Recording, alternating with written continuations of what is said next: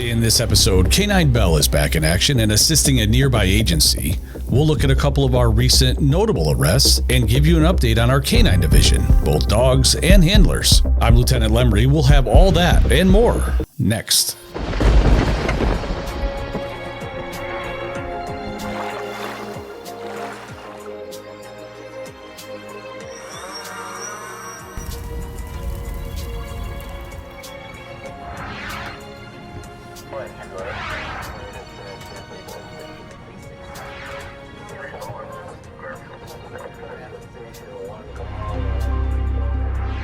We're back with another edition of the Community First Month in Review as we give you a look at the things you may or may not have heard about as the Sheriff's Office strives to best serve the community in a multitude of ways.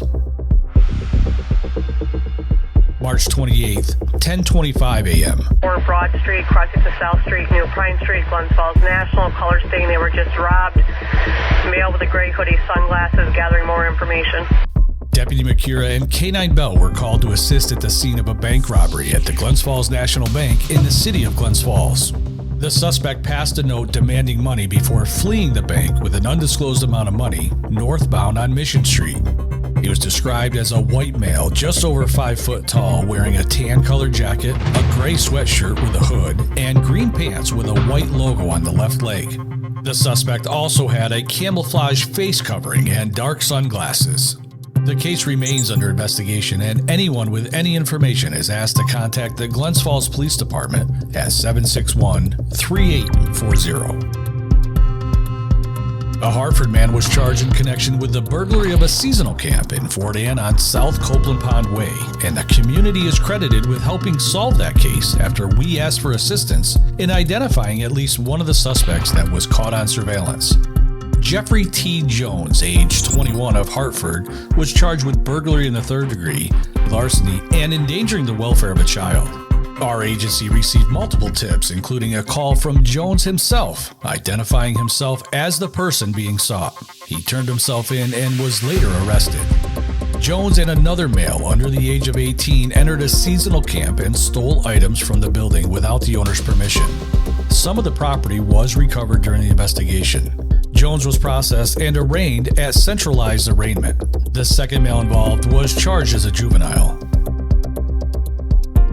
On April 3rd, deputies arrested Casey J. LeBaron, aged 39 of Greenwich, and charged him with aggravated DWI under Leandra's Law. Deputies responded to Mountain Road in the town of Easton for a report of a male subject asleep in his vehicle and in the middle of the roadway. Patrols made contact with LeBaron, who was passed out in the driver's seat of the vehicle. It was also discovered that there was a child in the vehicle who was also asleep. The child was turned over to a relative, and LeBaron was transported to the law enforcement center, where he refused a breath test.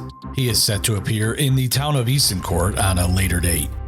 On April 22nd, sheriff's investigators arrested John T. Dennison III, age 47 of Clemens, following a lengthy investigation. Dennison is accused of having inappropriate sexual contact with a child under the age of 13. He was charged with sex abuse in the first degree, forcible touching, and endangering the welfare of a child. He was released after arraignment pending a future court date in the town of Dresden. Anyone with information about Dennison is asked to contact sheriff's investigators. A quick note for an upcoming event, which is scheduled for April 28th, the Sheriff's Office will once again be participating in Operation Safestop, which is a crackdown effort that seeks to promote school bus safety through education and enforcement efforts. The goal of Operation Safestop is to proactively educate motorists about the dangers of passing stopped school buses.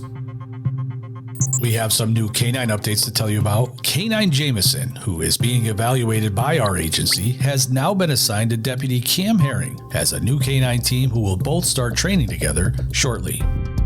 Canine Brucia will transition into a more limited role as her handler, Deputy Travis Earle, was promoted to the Investigations Division. Canine Brucia will still have a presence with the Sheriff's Office, however, as she will participate in demonstrations and various presentations with a more relaxed schedule as she gets up there in age. Canine Tusco continues to patrol with his handler, Deputy Dale Cannell, and Canine Maggie is still riding shotgun with Tusco as she prepares to finalize her training to become officially certified. If you've been watching any of the Month in Review series, you already know that Canine Bell remains busy on patrol with her handler, Deputy Ethan McKira. Tune in next time as we continue the series, and be sure to follow us on our social media platforms. If there is something you'd like to see, let us know in the comments. Until then, I'm Lieutenant Lemery, and that was our Month in Review.